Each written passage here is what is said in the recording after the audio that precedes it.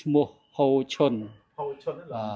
មានតួនាទីជាក្រុមប្រឹក្សាឃុំកំពង់កុងណាអាយុខ្ញុំបច្ចុប្បន្នឆ្នាំនេះវា74ហើយឆ្នាំហ្នឹងបាទ ừ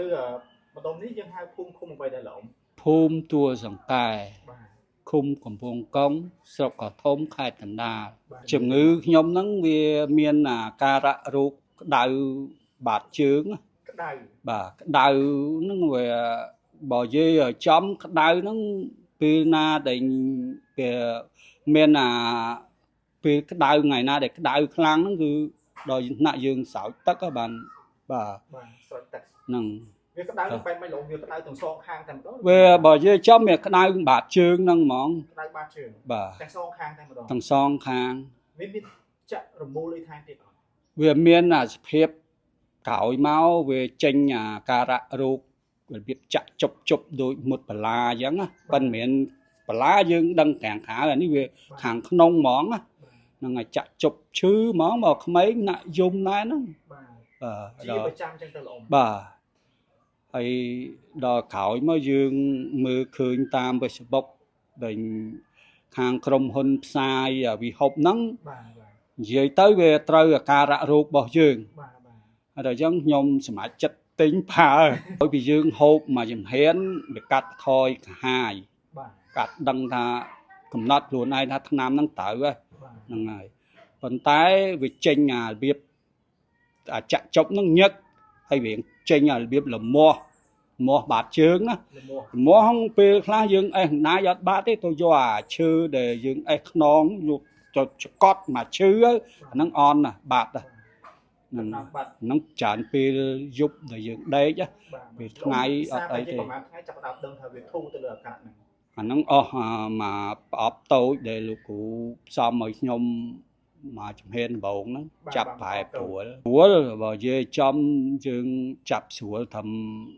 បើនិយាយចំចាប់ដឹងតាំងពីប្រអប់ទី1ហ្នឹងហើយបានយើងទិញបន្ថែមទៀតហ្នឹងបាទលំពិសាអស់មកប្រអប់ហើយលំ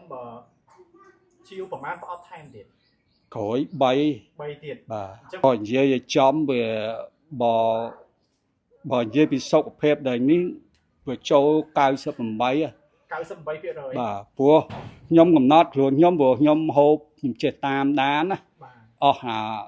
ឆ្នាំដែលនៅសល់ហ្នឹងគឺអាចជា 100% ហើយជាល្អមប្រើទៅបានធូរល្អមសบายចិត្តរំភើបទេល្អម សบายចិត្តនោះវាព្រោះអីប្រៀបមិនបានទេព្រោះយើងដូចថាជំងឺហ្នឹងវារ៉ាំរ៉ៃយូរឆ្នាំអញ្ចឹងណាវាអងអស់សង្ឃឹមណាស់ហ្នឹងទិញឆ្នាំនេះមិនត្រូវឆ្នាំនោះមិនត្រូវហើយដល់មកចាប់ហូបពីហូបហ្នឹងវាត្រូវ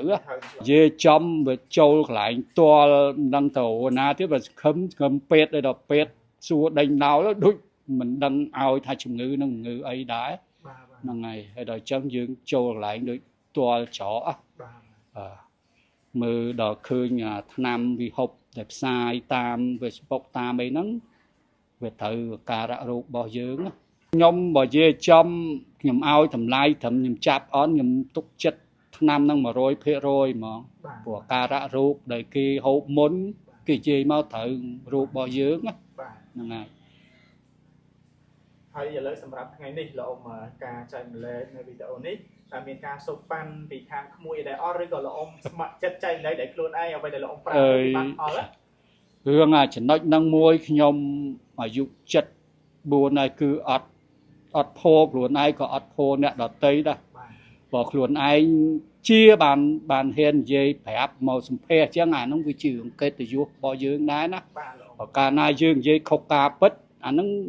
ជាជន25ខេត្តក្រុងវាអត់ឲ្យតម្លៃយើងទេព្រោះយើងមានប្រវត្តិរូបតួនាទីក្រុមប្រឹក្សាផងអីផងហើយទៅភោធ្វើមិនកើតទោះបីលោកគ្រូឲ្យប្រហែលក៏ខ្ញុំនិយាយមិនកើតដែរពេលដែលខុសពីការពិតអត់ទេហ្នឹង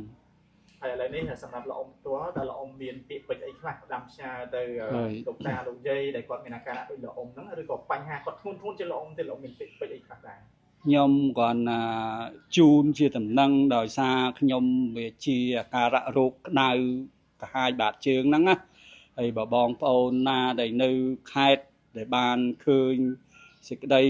ផ្ដល់ជាព័ត៌មានហើយបងប្អូនមានអាការៈរោគដូចខ្ញុំគឺសូមជាវថ្នាំវិហុបនឹងយកទៅប្រើមិនខុសបំណងទេ